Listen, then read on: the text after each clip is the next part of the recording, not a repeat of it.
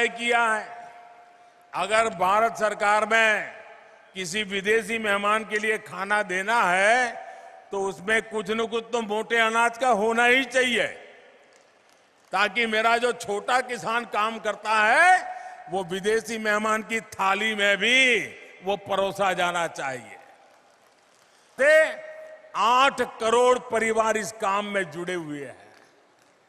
हमारा लक्ष्य है कि हर ग्रामीण परिवार से कम एक महिला, एक बहन हो, बेटी हो, मां हो, इस अभियान से जुड़े। यहां मध्य प्रदेश की भी 40 लाख से अधिक बहनें स्वयं सहायता समूहों से जुड़ी है। राष्ट्रीय आजीविका मिशन के तहत 2014 से पहले के 5 वर्षों में जितनी मदद दी गई, बीते 7 साल में उसमें लगभग 13 गुना बढ़ोतरी हुई है।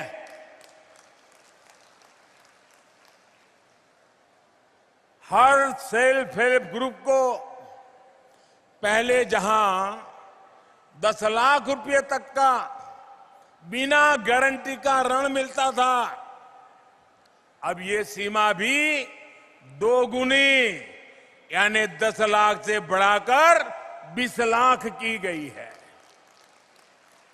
फूड प्रोसेसिंग से जुड़े सेल्फ हेल्प ग्रुप उस नई यूनिट लगाने के लिए 10 लाख रुपए से लेकर 3 करोड़ रुपए तक की मदद दी जा रही है। देखिए माताओं बहनों पर, उनकी ईमानदारी पर, उनके प्रयासों पर, उनकी क्षमता पर कितना भरोसा है सरकार का कि इन समूहों को 3 करोड़ रुपया देने के लिए तैयार हो जाते हैं।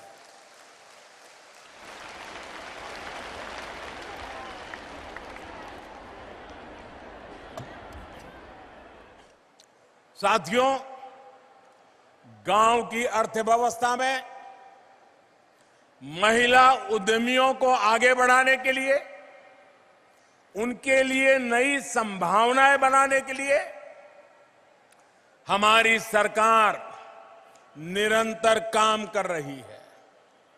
वन डिस्ट्रिक्ट वन प्रोडक्ट के माध्यम से हम हर जिले के लोकल उत्पादों को बड़े बाजारों तक पहुंचाने का प्रयास कर रहे हैं।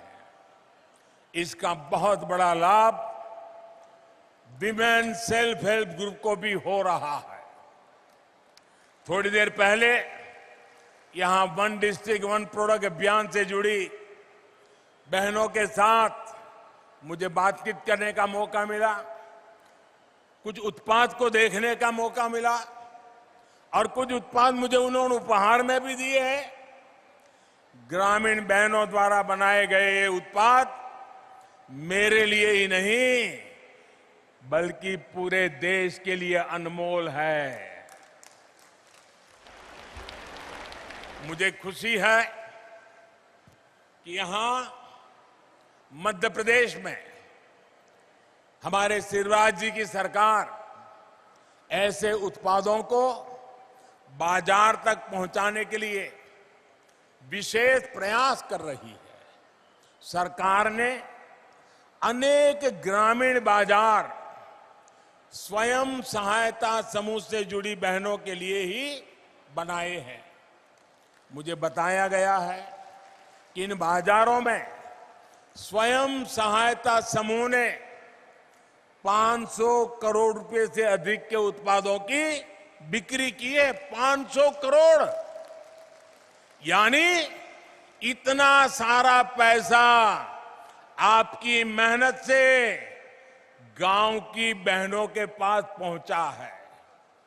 साथियों, आदिवासी अंचलों में जो वन उपज है उनको बेहतरीन उत्पादों में बदलने के लिए हमारी आदिवासी बहनें प्रशंसनीय काम कर रही है।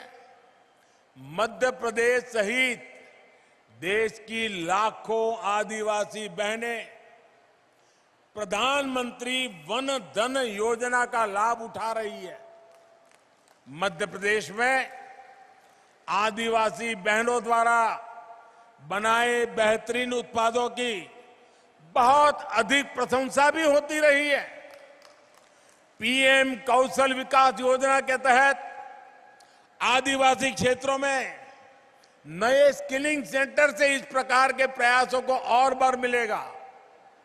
माताओं बहनों, आजकल ऑनलाइन खरीदारी का प्रचलन बढ़ रहा है, इसलिए सरकार का जो GEM यानी government e market place portal है, उस पर भी आपके उत्पादों के लिए सरस नाम से विशेष एक स्थान रखा गया है।